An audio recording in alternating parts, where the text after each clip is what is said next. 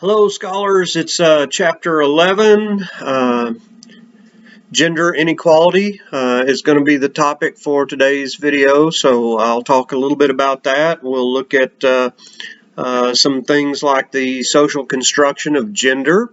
It seems very natural to us that males do certain things and females do other things in our society.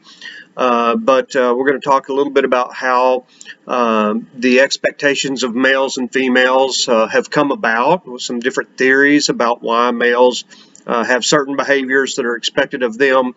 There we're getting into what it means to be masculine versus feminine, and how it is that females have other behaviors that are attributed to them and expected of them. So we'll talk a little bit about that. We'll talk about how all of this impacts sexual identity and human sexuality. And of course, we'll talk about the sociological perspectives and how they view gender. And we'll look at the status of women as a minority, even though they make up 51% of the population. Because of their lack of economic and political power, sociologists do tend to look at females as a minority group. And we'll talk a little bit about their impact on the labor force. So it's a great, again, another great chapter, I think. There's a lot going on right now.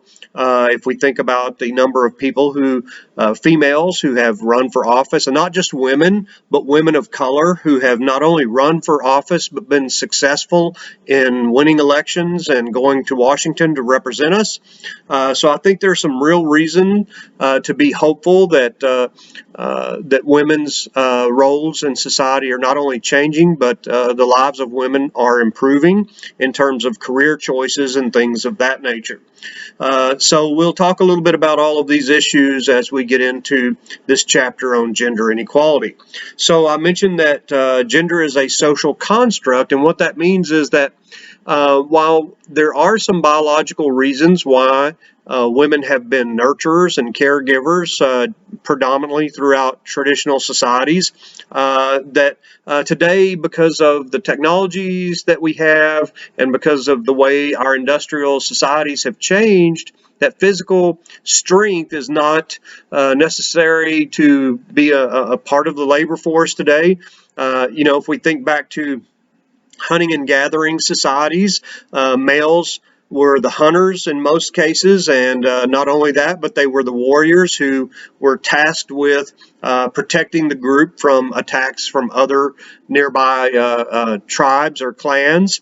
And so physical strength was important in that aspect. Women, because they gave birth to children and they nursed their offspring for the first year or two of their lives, were viewed as being less mobile and therefore kind of tied to the village. And so they could go out and gather fruits, nuts, berries, and roots to help sustain the group, but they were not viewed as being as mobile and physically able to hunt and kill game. So there is a biological basis for the division of labor in society, but when you move into through agricultural societies where body mass and strength are still assets, into industrial societies, now in the industrial environment, factories, physical strength is not as big a deal anymore. We're seeing that physical strength then in the post-industrial economy, which is where we are today, physical strength really doesn't play much of a role in what jobs people do. It's more about intellectual capacity and learning and experience. And so, the expectations that we have of men and women are beginning to change. But having said that, there are still a lot of folks who see the role of women as being the caregiving role. As a matter of fact, I saw that President Trump was talking. He tweeted to women. He said, housewives, you need to read this article. This is the plan that Joe Biden has for suburban housewives. And he's really, when he said that, he probably should have talked about suburban women, not suburban housewives, because very few women now can afford to just be and I don't mean to say just be housewives in a negative way. Most women find that they have to work in the economy outside the home in order to contribute to the family income, and so it's a very small segment of women in the suburbs who are even able to be full-time housewives and stay at home and not participate in the labor market.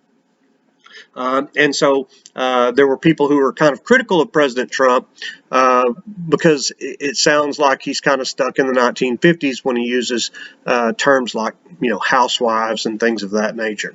So anyway, I think maybe some of that criticism was a little bit, maybe a little unfair, but I think it's very important that politicians very carefully choose their language to show that they are aware of the changes that have occurred over the last 40 or 50 years in our society.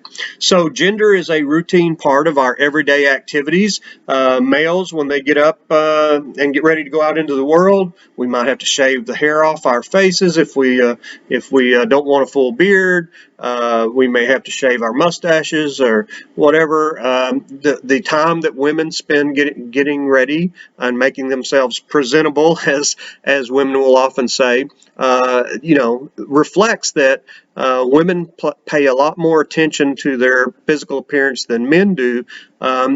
Again, just kind of reinforcing the idea that a lot of times women are judged by physical appearance, whereas men are not judged quite as harshly for their physical appearance. We typically only take notice when someone deviates from our expectations, if they're violating gender roles. So, for example, if a male joins a knitting circle, or if a female becomes a bodybuilder, a weightlifter and bodybuilder, that's becoming more common too. So there's probably less surprise at that today. But certainly 10, 15 years ago, it was kind of uncommon to see women bulking up and lifting large amounts of weights in order to get muscular. The idea was to get tone, use smaller weights, more repetitions to get tone. But there are certainly some women who lift heavier weights with the idea of getting, more body mass. And that still is kind of viewed as somewhat deviant by a lot of people in our society, particularly, the older generation who grew up in a time when that wasn't really expected of women. Sociologists are interested in the gender role socialization that is going to take place in childhood, especially within families. Families really do a lot in terms of the gender role socialization. We teach little boys that they do these things, and little boys don't cry, and little girls shouldn't dress this way or do those kinds of things. Of course, we've always had tomboys, and we've always had boys who would play with dolls and things of that nature, but they certainly were. It was a stigmatizing behavior in past generations. I think today it's a little less stigmatizing, but there probably still is some stigma associated with that. But gender roles just refers to the expectations regarding the proper behavior, attitudes, and activities of males and females in a particular society. And here in the United States, of course, we still hold on to some of those traditional expectations of males being breadwinners and females being more involved with caretaking, but those are being challenged today, and they have been challenged really over the course of my lifetime, but I've seen some real changes occur. My mom was a stay-at-home mom, and certainly the expectation back then was that if a parent could stay home with the children, that it was going to be the mother, not the father. Today, we're seeing a slight increase in the number of males who are staying home with the children, but that's still a very significant minority of parents who are able to stay home with their children. So, social behavior doesn't really mirror the mutual exclusivity suggested by gender roles. What that means is that gender roles are a little more fluid than we might let on. To be honest, gender roles are not independent of each other. Certainly when we see a change in female gender roles, that will sometimes necessitate a change in male gender roles. When my mom entered the workforce, I think I've told this story. When my mom entered the workforce, my dad started doing more stuff around the house. Initially he started just, he would brown some hamburger meat. My mom would come in from work and she would finish the meal. But she didn't have to do the whole thing. Dad, had at least gotten it started. But eventually Dad started cooking the whole meals, and then eventually Dad would do laundry and vacuum and things of that nature. So, when one changes, it can have an impact on the other gender roles. So one gender's behavior can influence the other gender's behavior. Society still tends to focus on masculinity and femininity, and what are masculine qualities and what are feminine qualities, and our roles tend to influence how we react to others. So, but we will see that males will slip into the caregiver role at various times. With mom at work, if dad comes home and the kids are there and he needs to cook a meal, he may jump in there and cook the meal and help with homework and do some of those things that traditionally were viewed as the role of women. And so I think that we should be aware that I think there's more fluid nature to gender roles today than there were in past decades and past generations. So some of the things that we expect of boys and girls, we expect that boys are going to be masculine. That means they're active, aggressive, tough, daring, dominant. Those are some of the terms that we use to describe boys. Girls are expected to be feminine, and that means that they'll be soft, emotional, sweet, and submissive. So we still have some vestiges of those traditional gender expectations in our society, even with all the changes that have taken place. As I said, gender role socialization really happens a lot within the family, but it continues when kids go to school and they interact with peers, and they interact with teachers, and they interact more with the outside world. Your text talks about homophobia as being a fear, an irrational fear of, or prejudice against homosexuals. It contributes to rather rigid gender role socialization. I've heard dads say, well, no son of mine's going to play with dolls. I don't want him growing up to be, and the obvious thing was he didn't want his child to grow up to be gay. Right? So men and women who deviate from our traditional expectations about gender are often presumed to be gay, and the homophobia that much of society experiences and expresses can confine people to gender role expectations, traditional gender role expectations. Adults, older siblings, the mass media, religious institutions, as I said, peers, educational institutions, all of these influence how we see the behavior, the acceptable behavior for boys and girls as they're growing up. So your textbook asks you to consider doing some things that might be viewed as violations of traditional gender roles. For example, if you're a woman, what if you sent a man some flowers, or spit in public, or used the men's restrooms, bought a jock strap, or chewed tobacco, talked knowledgeably about cars, or opened doors for men? Some of those are more stereotypical than others. I think today for a woman to open a door for a man, that's really not as big a deal as it was 20 years ago when this research project was first suggested.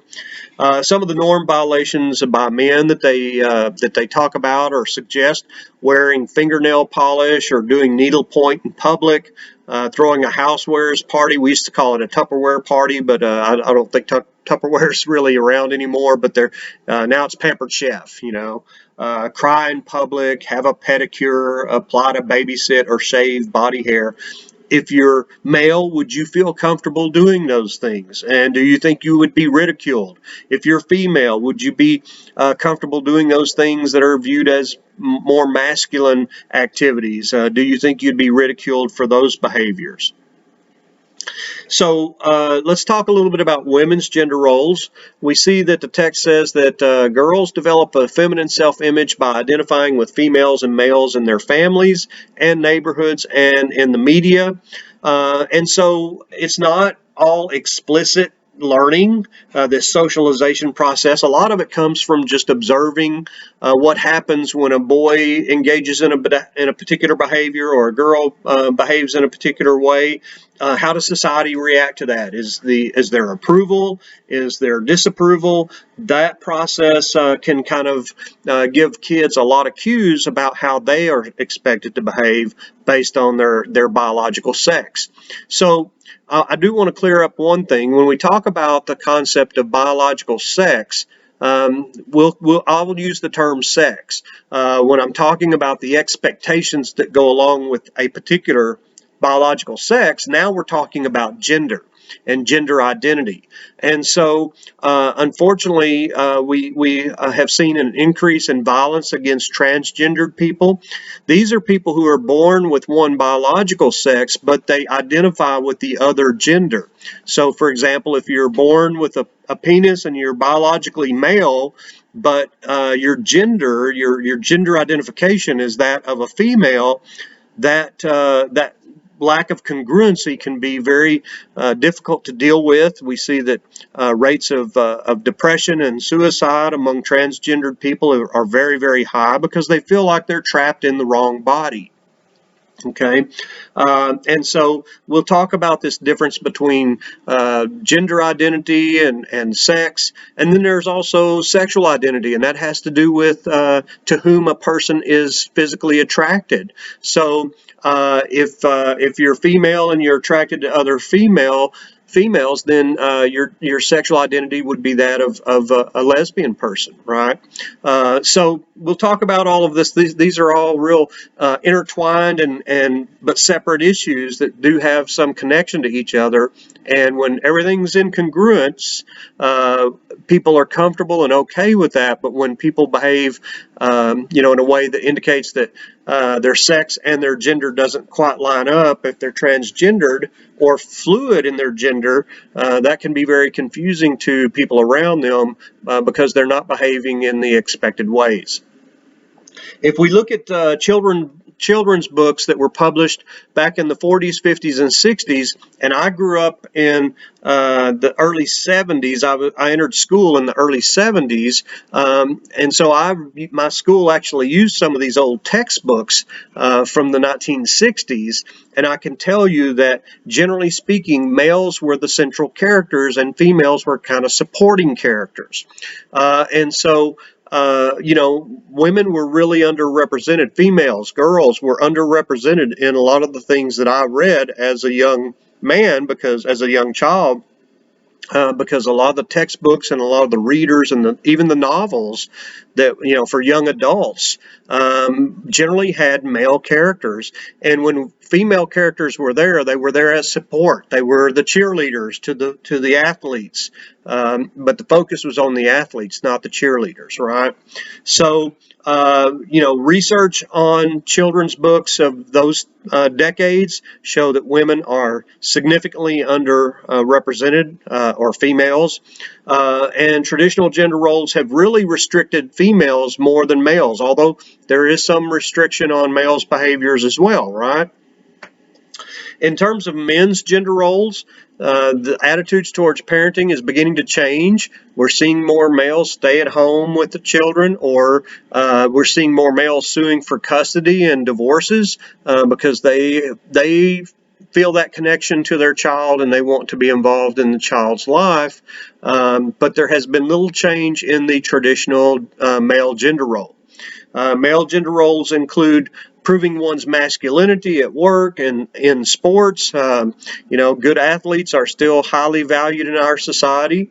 Many men find that traditional masculinity doesn't really serve them well in the job market. Today, you have to be able to get along with men and women in the workplace. And if you're very traditionally masculine, that may be more difficult. You need today, rather than being the guy that's the hero that's going to, come up with the project that's going to solve all the problems, teamwork is more valued. Being able to get people to work within the system and work together and cooperate, those skills are more highly valued, and traditional males don't necessarily have those kinds of strengths. Okay. The service economy has created a demand for skills, attitudes, and behaviors that are opposed, kind of opposite to traditional masculinity. And so, as I said, being able to get people to follow you or to assume leadership positions that can help the group as well, those are not skills that traditional males necessarily have always had. Okay. And so let's talk about kind of a cross-cultural perspective. Anthropologists for many years have been studying a lot of different types of human groups and human societies, and what they have found is that there's tremendous variation in gender role expectations across cultures, across time. There have been periods in our history where women played a more dominant role in society than more recent times. And so if you look at specific groups, you see, for example, in some Native American groups, they are matriarchal. The females have a tremendous amount of power within those groups, and they may even be the hunters in the group.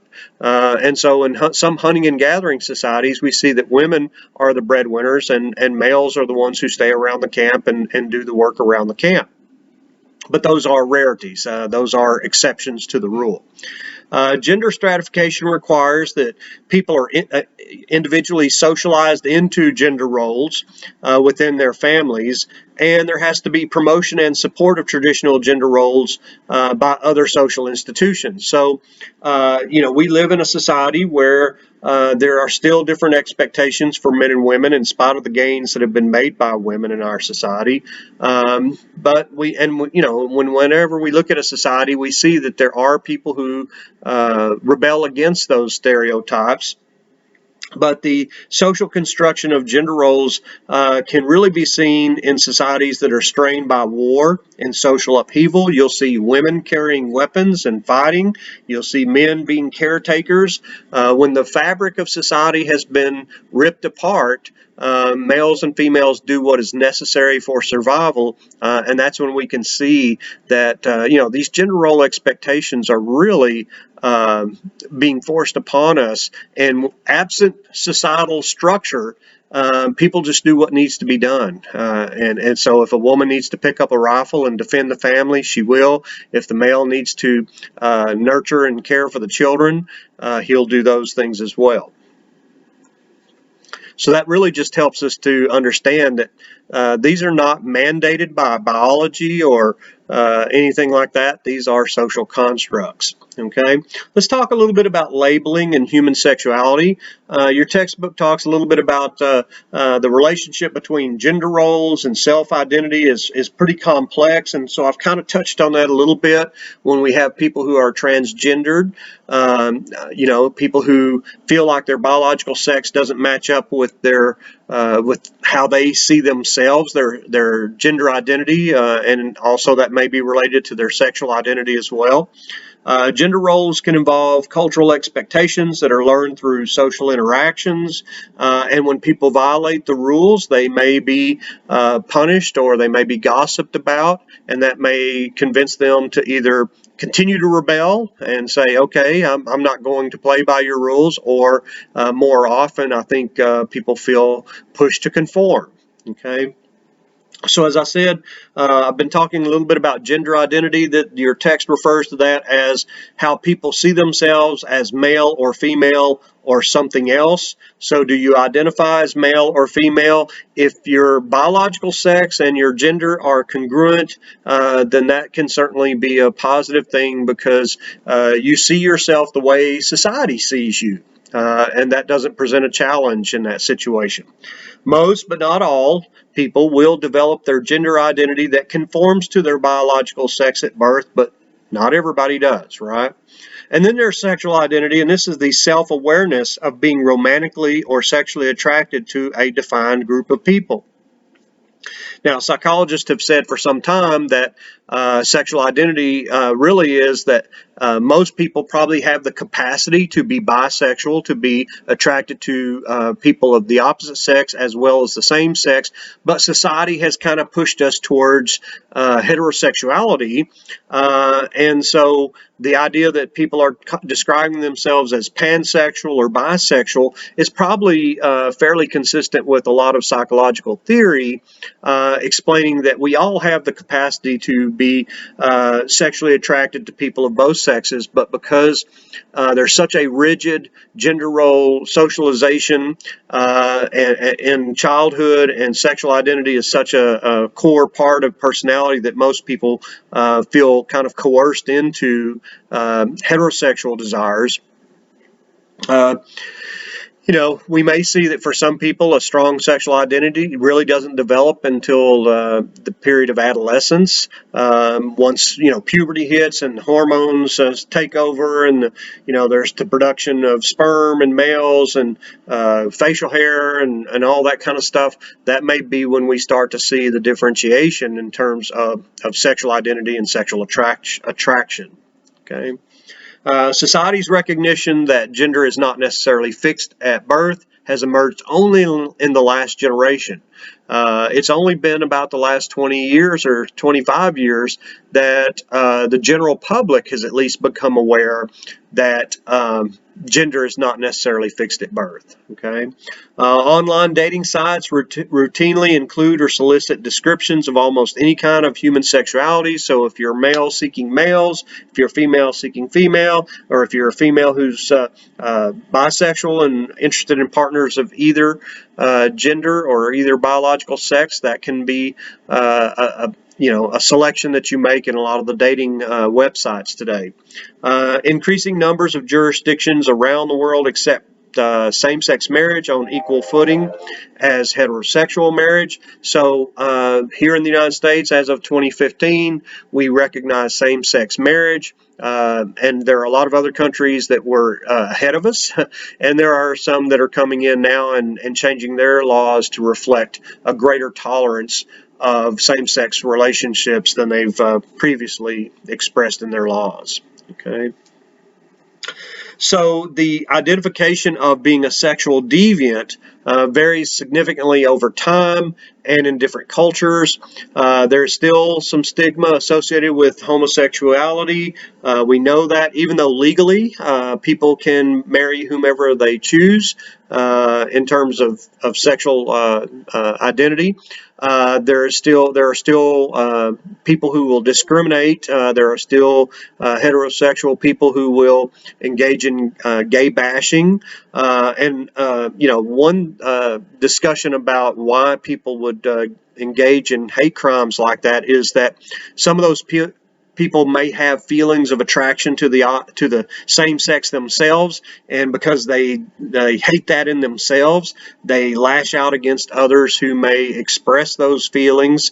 And so there's this concern about latent homosexuality and homosexual desires sometimes leading to homophobic behaviors. That doesn't mean that everybody who dislikes gay people is necessarily harboring attraction to the same sex themselves, but for some, it's certainly, we've seen a number of cases of people who've been involved in gay conversion therapy and things of that nature come out later and say, yes, I'm gay myself. They were fighting those same kinds of demons themselves. And really, they're only demons because society has these kind of rigid expectations about who we're supposed to be attracted to, or at least we did in the past. I think it's getting better, but that doesn't mean that if you're gay that you're not going to suffer any kind of discrimination or prejudice. It may not be as open, but you may still have those kinds of experiences. Unfortunately.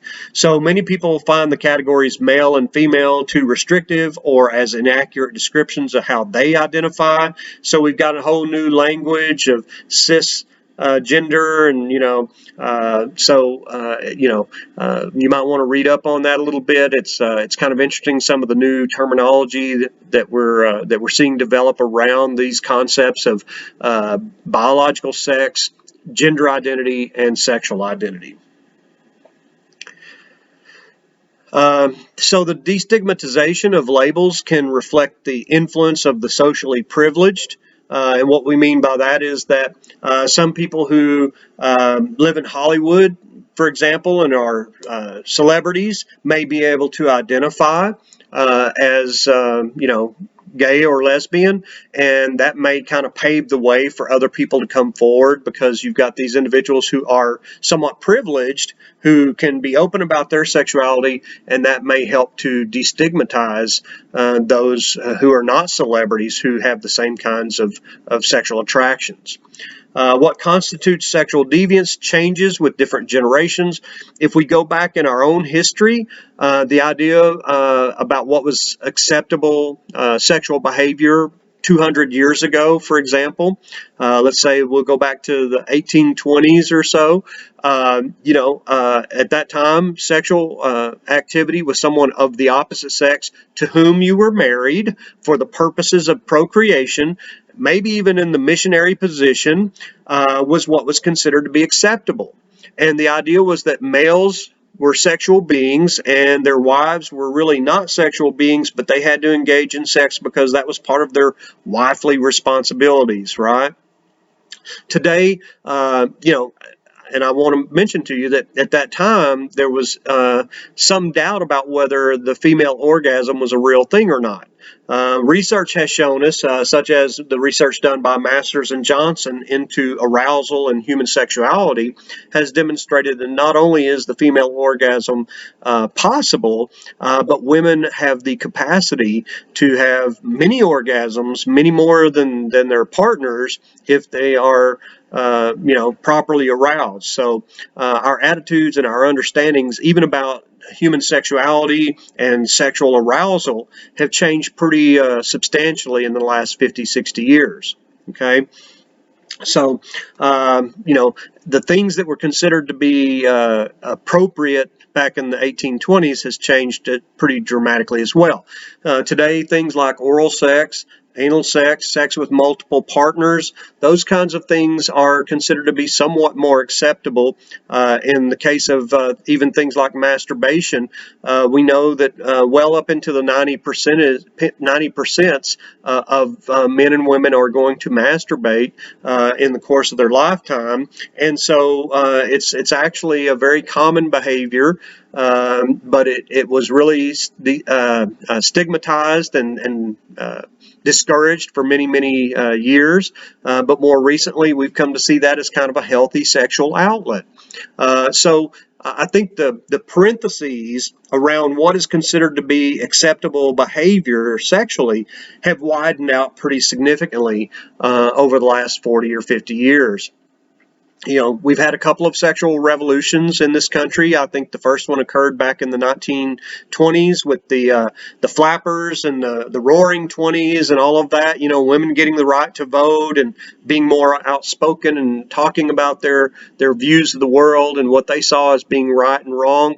And then we had another sexual revolution in the 1960s that was not as much about behavior, but more about being willing to talk about sex. So in the 1920s, we had a change in behavior. In the 1960s, we had more of a change in attitudes and willingness to talk about sexuality. So things have changed pretty significantly, and current generations are reaping the benefits of some of those loosening restrictions. Okay. Now, I think we would all agree that there are certain behaviors that are harmful to the individual and to the people around them and to society. For example, child pornography and child molestation are horrible, horrible things that are very damaging to the children that are involved, and I would say probably damaging to the people who are engaging in those behaviors. And so those should continue to be strongly prohibited and discouraged in our society. But things that are less harmful, people cohabitating and having sex without the benefits of marriage, premarital or sex outside of marriage is not really looked at in the same way that it was 30 or 40 years ago. And I think that's probably kind of a healthy thing that we're recognizing that human beings are sexual beings and they have desires, and as long as those desires are not harming other people or themselves, then we should kind of leave people alone. And that's kind of the approach that law enforcement is taking, except in regards to homosexuality. We know that law enforcement will continue to enforce some laws against, for example, oral sex against homosexuals, but not against heterosexuals. So, I think generally the attitude of most law enforcement officers is what's taking place behind closed doors in private between two or more consenting adults. And those are all important concepts. Consenting adults, in private is really not for the purview of the criminal justice system. And I think that's definitely a healthy thing. So let's talk a little bit about the sociological perspectives and how they view gender. Societies that are dominated by men are much more common than those that are dominated by women, although there are some matriarchal societies, but they are rarities. Sociological approaches are going to focus on culture rather than biology. We don't really, we feel like the biological aspects of it are more for healthcare professionals and biologists and people like that. We want to really focus on how culture influences behavior and sexual arousal and sexual behaviors that are considered to be acceptable and not acceptable. Okay. So let's talk about the functionalist perspective first. We know that they're always going to look at how something helps society function. And while they may not come right out and say, hey, males can do these things and females can do those things, and that's the way it ought to be, functionalists don't really say that. What they do say is that the fact that males have certain characteristics and females have other characteristics can be beneficial to families and to society. And what we mean by that is that, because males do typically have superior body mass and strength, that, performing certain chores is more in line with what males can do. And because women are viewed as being more nurturing, and there are even hormones in the female body that encourage women to be more nurturing and caring, that makes them more well suited to take care of what we call expressive needs. Okay, so men can take care of instrumental needs because they're physically, more dominant, and testosterone can make them more assertive and aggressive.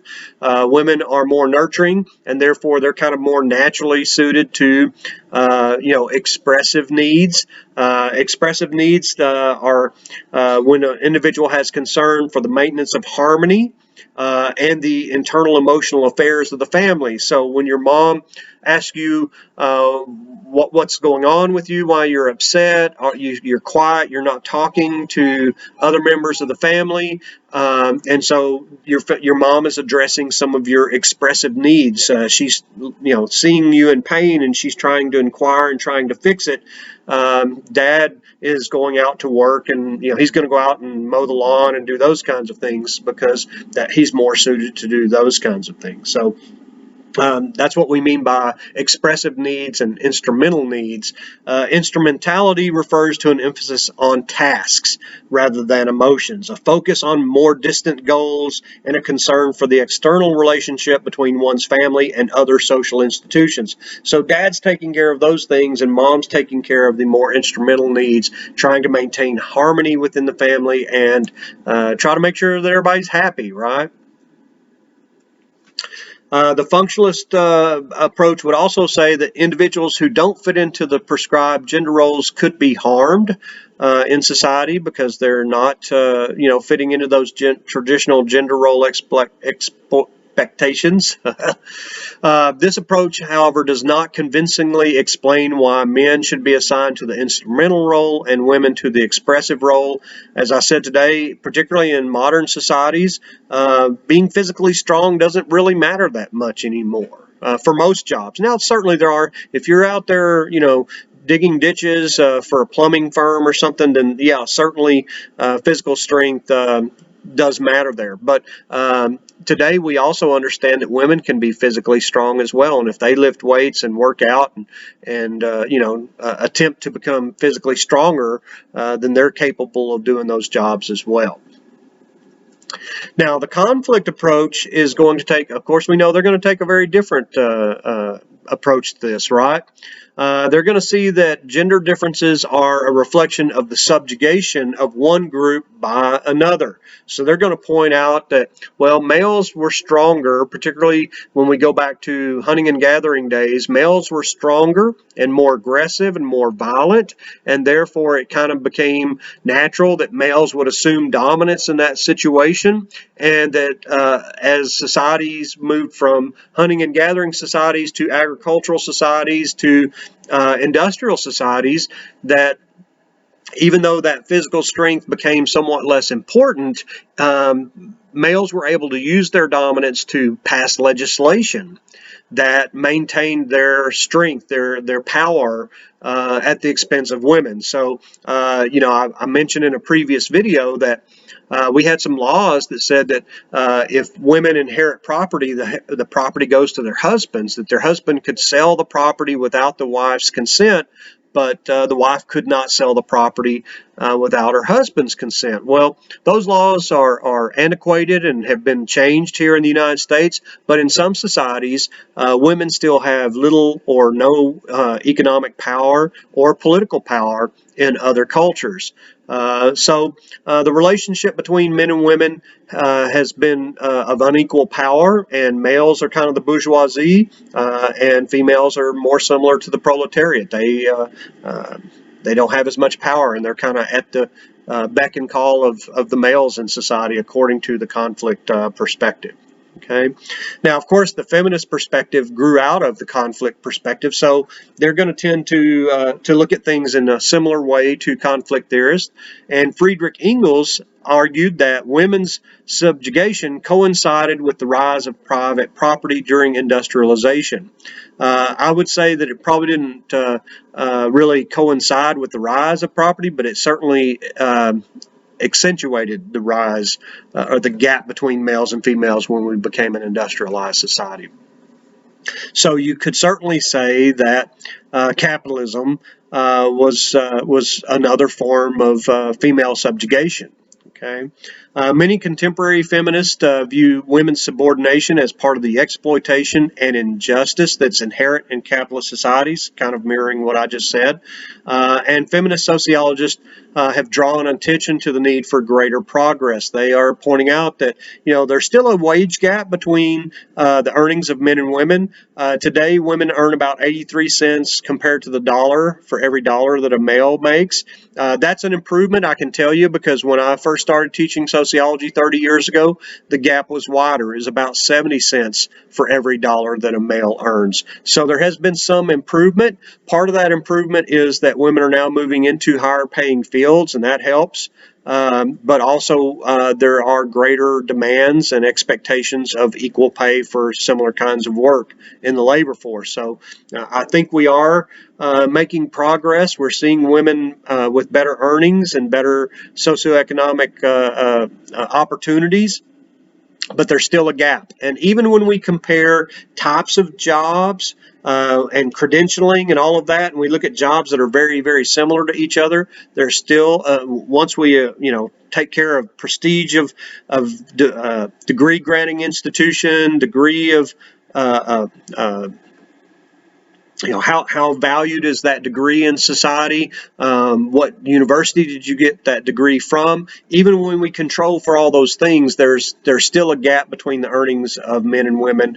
And if you're a woman of color, the gap is even wider. So we need to be aware that there is still a gap, a significant gap between the earnings of men and women. And the attitude is that, well, men are breadwinners, so they have to have higher salaries. But we see that today women are breadwinners too, and they may be supporting their family. They may be the primary breadwinner for the family, or they may be the only breadwinner in the family if we're talking about female-headed households.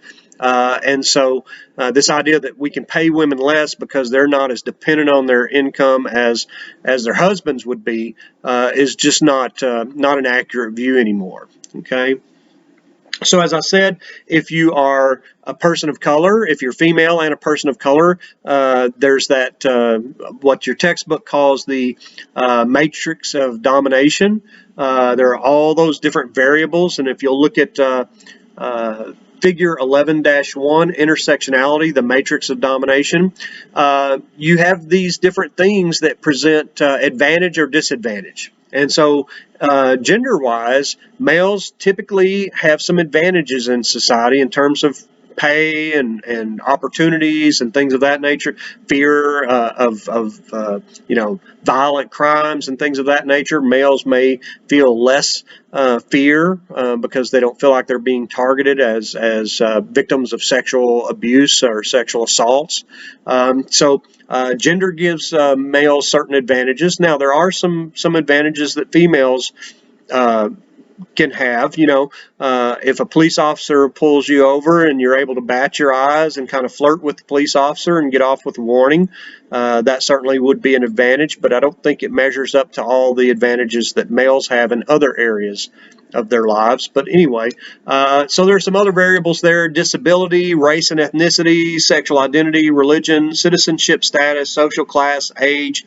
All of those are variables that people with different qualities can have advantage or disadvantage based on whether they're disabled or not. I think most of us would agree that the lives of disabled people can be tougher. They may not be able to do all the same kinds of jobs that a person who's fully capable is viewed as being able to do, and so someone may see them as less valuable as an employee.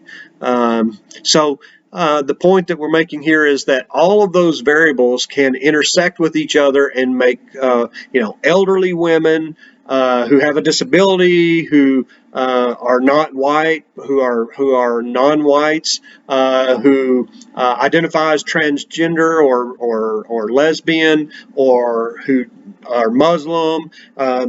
Those are all variables that can bring a certain level of disadvantage with them, and the more of those variables that you have disadvantages on, the more likely you are to struggle. So discussion of gender roles among African Americans has really provoked a lot of controversy. Advocates of black nationalism say that feminism distracts women from fully participating in the African American struggle. In other words, the fact that African American women are thinking about the feminist movement may distract them from being more involved in the struggle that African Americans have overall. Also, black feminists argue that there's little to be gained by accepting the gender role divisions of the dominant society. And for African American women, those gender roles have not always worked out very well because there wasn't always a breadwinner. We know, we've talked about the prevalence of single parent households in African American families, and that certainly has left women, not really able to rely on the traditional expectations. They've had to work in many cases, even if they didn't want to, because economically it was just a necessity. Okay. So historically, we know that Native Americans kind of stand out as an exception to the patriarchal tradition that we see in North America. I mentioned that there are some Native American groups that are more matriarchal, and even those that aren't matriarchal are more egalitarian in a lot of cases. And we see that Latinas have been excluded from decision making both in the church and in the family. So for Latina for females who are of Latina heritage, it may be a real struggle to have your voice heard, okay, or at least historically it has. So let's talk a little bit about the interactionist approach and how they view it. We said that the functionalists are going to look at how this helps society function smoothly. Males do this, females do that. There's a well recognize division of labor, and that helps society. Conflict theorists are going to say, well, wait a minute. We and feminists believe that women are being exploited and subjugated, and if we paid women all of the for all the things that they do for us in the home, most of us couldn't afford to pay all of that, right? If you're going to pay for somebody who's doing all the cooking and cleaning and laundry and all of that stuff, even if they're working a 40-hour week, they're probably doing twice as much housework as we men are, and so that puts them at something of a disadvantage. But the interactionists, on the other hand, are going to look at a more micro level, right? We've been talking kind of at a macro level, functionalists looking at what's good for society, and conflict theorists looking at males versus females. Now we're going to talk about individuals and how do we become the people that we become. So your text says that people do gender by reinforcing traditionally masculine and feminine actions, and then they start talking about crosstalk and cross-sex conversations. There was some research some years ago that said that men tend to interrupt women more than women interrupt men, but research has kind of dispelled that notion. Today, it seems that men and women are more equally valued in conversation, and there's less of a tendency to interrupt females maybe than there was in the past. And so I think, the research that we're doing into how men and women communicate with each other shows some progress that women are not being interrupted more frequently than men are being interrupted in conversations. So that's a very healthy thing. So let's talk a little bit about women as a minority group. As I said, sociologists tend to look at women as a minority group because even though women have gotten a lot more power in recent decades in terms of economic and political power and legal power, there's still a gap between the number of men and women who are the CEOs of Fortune 500 companies. And I think I told you that I think there's somewhere around 20 or 22 females who head Fortune 500 companies. So you've got 500 companies, only about 22 or 24 of them have CEOs who are female, compared to 475 or so, 476 that have male CEOs. So we're still got a ways to go in some of these areas. We see that only 6 of the nation's 50 states had a female governor at the start of 2018. By mid-2018, 84 women were members of the House of Representatives and 23 were members of the Senate. If it was totally equal, we would see 50 female senators, but right now we're at less than half that number. So there's still some very significant room to go in terms of trying to provide greater equality for women in our society. And there are 3 women on the Supreme Court as of 2018.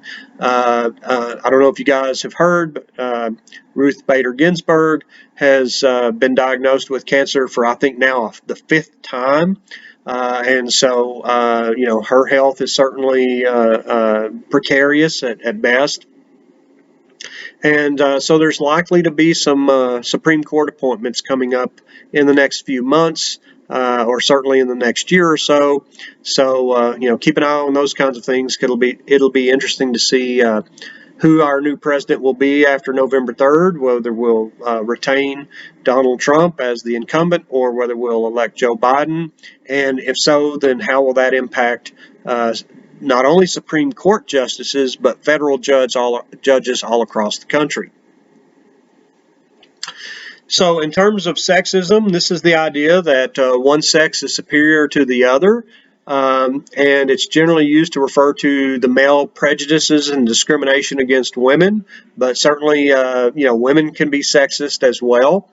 Institutional discrimination, we've talked about that, and that's when the rules of society just negatively impact one group more than another. And so it's the denial of opportunities and equal rights as a result of the normal operations of society. So let me give you an example of that. I think your textbook uses an example of a company that is in the business of producing scientific discoveries and scientific research.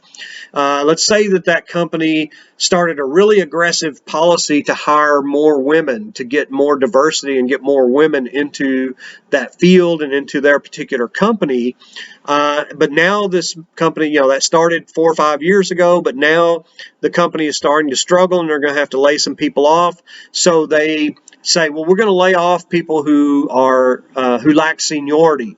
Okay, well, that policy is going to be an example of institutional discrimination, because by laying off people who have been hired more recently, you're going to more significantly impact women who were brought in under this diversity program than men, because they were there in larger numbers to begin with. And there were fewer men being hired.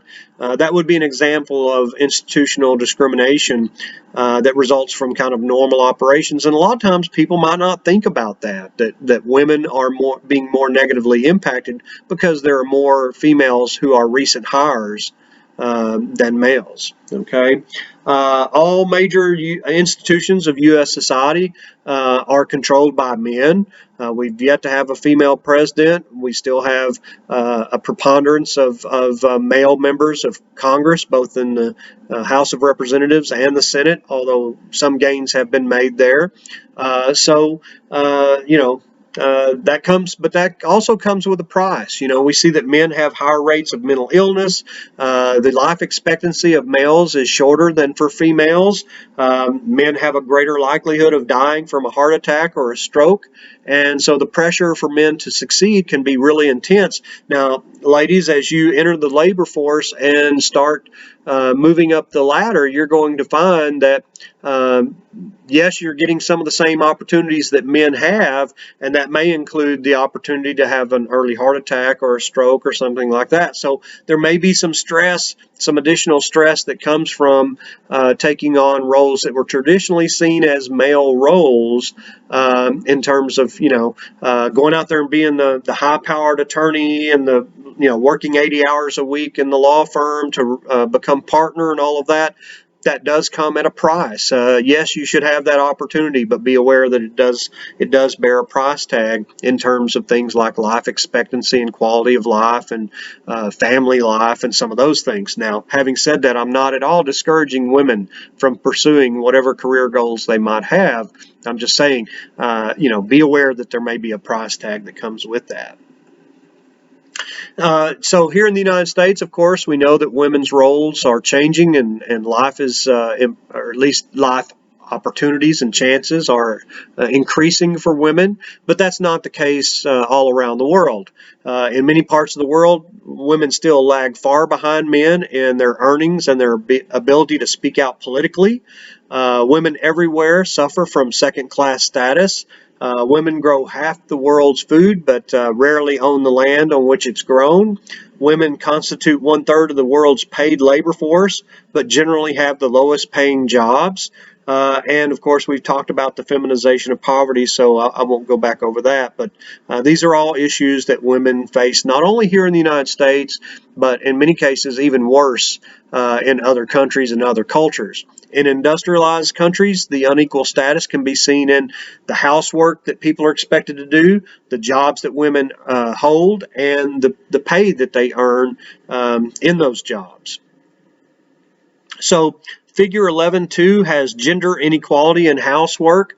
This was research that was done on a number of different countries, and we see that we're looking at the poorest tenth on the left-hand side and the richest tenth on the right-hand side. And so what we can see when we look at this chart is, first of all, the poorest tenth, both men and women, are doing more housework than the men and women in the richest tenth. That makes sense because the richest tenth can hire people to do those things for them, so they are going to spend less time cleaning house, cooking, washing clothes, folding laundry, and those kinds of things. So that jumps out at you very quickly. And the other thing that jumps out at you very quickly is that women are doing the majority of the housework. Here in the United States, we see that women are spending about, in the poorest tenth, women are spending about almost 20 hours a week and men are spending about 12 hours a week on housework. In the richest tenth, women are in the U.S. are doing probably about 12 or 13% or 13 hours of housework, and men are doing less than half of that. It looks like maybe 7 or 8 hours a week. Okay, so like I said, the stark differences that we can see by looking at that is that women in the poorest tenth all around the world are men and women are doing more housework than the men and women in the richest tenth, and in every case, women do more housework than men. Um, According to this research. So the United States is not the worst, but we're also not the best. We look at Chile and Ireland and the Philippines and even Germany, and we see more housework being done by women and men than here in the United States. So, it's very interesting to see these data that kind of show not only what's happening here in the United States, divided up by socioeconomic status, the lowest tenth and the richest tenth, but then also we see what's going on around the world in those areas as well. Okay. So I'm going to talk a little bit about labor force participation. This is a little bit shorter chapter than some of the other chapters, so maybe I'll be able to wrap it up maybe in an hour and 20 minutes or an hour and 30 minutes, and that may be able to get us through most of the material. Women in the paid labor force increased steadily throughout the 20th and 21st centuries. Women are underrepresented in what are considered to be men's jobs. So firefighters, police officers, pilots, engineers, those jobs are, really overrepresented with men, and jobs like librarian and elementary school teacher and nurse, those are predominantly peopled by females. There have been changes, but in many cases we see that a lot of career fields are still tough for women to break into. Okay, those jobs that women do often carry fewer, not only economic rewards, but less prestige as well. And we'll talk about that. Also, women make up only about 11% of civil engineers, 36% of computer systems analysts, and 38% of physicians. So there have been some changes, but it's not changing fast enough to suit a lot of women. And like I said, not only does it affect their pay, but it also affects the way society views those careers and the women in them.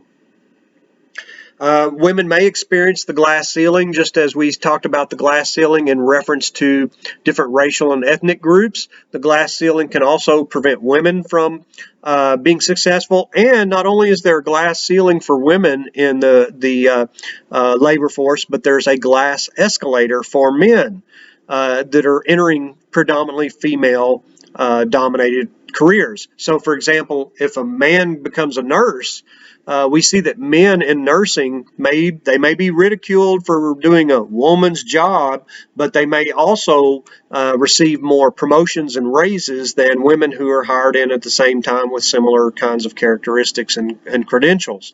So men who go into female-dominated career fields often benefit from being one of a few men by getting administrative positions, whereas women who go into male-dominated career fields don't have that same kind of experience.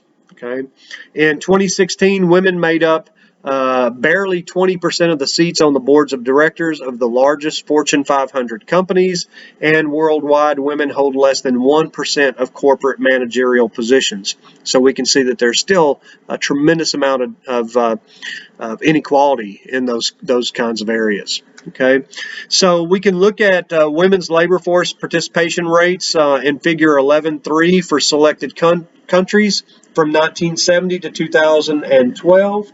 I'll let you guys look at that, but it's got Sweden and Canada, the U.S., Japan, Germany, and the Netherlands, and it's got the women's labor force participation from 70 up to current time, or almost current times, 2012. So we've seen in all of those countries, they're industrialized countries, and we've seen women all around the world in industrialized countries taking a greater role in the labor force. Okay. And then in Table 11.3, as I said, you can look at jobs that are where females are underrepresented and jobs where they're overrepresented. And I think, it doesn't surprise us the way this list shakes out. Females are underrepresented as firefighters, pilots, civil engineers, police officers, chefs, and head cooks, computer programmers, lawyers, physicians, postal service, mail carriers, and so on. But they're overrepresented as high school teachers, flight attendants, event planners, elementary school teachers, social workers, tellers, librarians, nurses, receptionists, and so on and so forth. Okay, so no real surprises there. Unfortunately. In terms of compensation, as I said, women are earning about 83 cents for every dollar that a man earns. And there's no real convincing evidence that the wage gap is narrowing right now. It did narrow over the last 30 years, but I can't say that there's any research to show that it's continuing to narrow. That unfortunately, it looks like 83 cents on the dollar is kind of where it's stagnated. Hopefully, that'll improve going forward. And as I said, the glass escalator can result in males who go into predominantly female career fields advancing faster than the females. Okay, I mentioned Harley Hochschild, I think in a previous video and previous chapter. She wrote a book called The Second Shift, and she talked about the amount of work that women do inside the house after coming home from a 40-hour work week compared to the amount of housework that their husbands do. Even when women are the primary breadwinners, 43% still have the primary responsibility for childcare and housework. And the same study found that when men are the primary breadwinners, only 12% have the primary responsibility for childcare and housework. So that kind of gives you an idea of what's going on there. The greater amounts of time that women put into caring for children and the home certainly impacts on their ability to be successful in their careers. And as I mentioned to you before, when we think about, okay, you're married and you've got kids, you both have jobs, and the kids get sick, who is going to stay home with the children? Is that something that the husband is likely to do? Or is that something that the wife is likely to do? And if so, then why? Why is it the wife's career is viewed as less important than her husband's? So, feminism is the belief in social, economic, and political equality for women. I certainly count myself as a feminist. I believe that women are as capable in the labor force, with a few exceptions of jobs that require tremendous strength. Women can do virtually any job that men are capable of doing. And doing it just as well. So I certainly think that women should have full participation politically and economically. And so I think that qualifies me as a feminist. Now, there are a lot of people who don't really identify as a feminist who still believe that women who have a job should get paid the same, as a male who's doing the same job. They believe in a lot of equality, but they don't necessarily call themselves feminists. And part of that is because of the way radical feminists have kind of painted the conflict. Okay, there was a time in the 1970s when radical feminists would say to women, you should not allow a male to penetrate your body with his penis because that's just another example of subjugation of women, and so turn away from men because they just want to dominate you. That argument really kind of turned a lot of women off to the concept of feminism, even though that wasn't necessarily the dominant wing of the feminist movement. That was just a section of it, but they were vocal and they were visible, and it turned some people off to feminism, even though those people might have values very similar to feminists in terms of economic opportunities and education and all those kinds of things, equal pay. They may have the same kinds of values, but they wouldn't see themselves necessarily as feminists because they still make that connection between radical feminism and today's feminism, and it's really that's an unfair characterization, I think. The feminist movement really started back in 1848. here in the United States. There was a second wave of feminism that emerged in the 1960s. I would say that, the goals of the feminist movement have changed. In 1848, it was trying to get the right to vote, which finally happened in 1920. And of course, there was a sexual revolution, as I mentioned, that occurred in the 1920s once women were able to vote. And then there was another wave of feminism that really erupted here in the 60s and continued throughout the 1970s with the attempts to get the passage of the Equal Rights Amendment. The influence of the feminist movement kind of waned a little bit in the 1980s. Today, 17% of women and 10% of men consider themselves a strong feminist. I would say I'm a strong feminist, but I'm one of only 10%, unfortunately. All right. In terms of the workplace, not only do women have to deal with things like unequal pay, but they also have to deal with unequal opportunities and in some cases with sexual harassment. And so the Me Too movement, I think, has been a very positive thing in that men and women are now kind of renegotiating the expectations of how they're going to interact with each other in the business world. And this has been a long time coming, unfortunately. And it's sad that so many women have had to quit jobs or put up with being sexually harassed at work. But today, hopefully, we're doing a better job. And the Me Too movement, as I said, is creating an environment where males who don't behave appropriately, or females can engage in sexual harassment too. People who do not engage in appropriate behaviors in the workplace need to be retrained and need to be punished if they can't control their behavior. Now, having said that, there are certainly times when there are false accusations made, but that's a very, very rare thing. But we can't say that it never happens, but it's a lot rarer than you might believe. And so women have really had to put up a lot in the workplace, but I do think that the Me Too movement will help us to kind of renegotiate what's appropriate behavior in the workplace. And, my general thought is,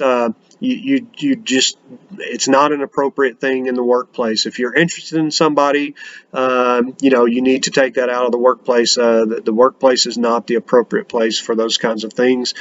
We do sexual harassment training here at TCC for all employees. It's a mandatory training on an annual basis, just to kind of reinforce to everybody that, hey, you guys need to interact with each other in appropriate ways and not create what we call a hostile work environment where someone feels uncomfortable coming to work and dealing with certain employees. So I'll leave it to you to kind of spend some more time thinking about and reading about sexual harassment and sexual assault in the workplace. I see the Me Too movement as a very positive step in kind of redefining what's acceptable and what's not acceptable to men and women in the workplace. Okay. And so I think I'll stop there. As I said, this is a somewhat shorter chapter. We've only got like 50 something slides in this one, as opposed to the 60 or 70 slides that we see in some of the other chapters.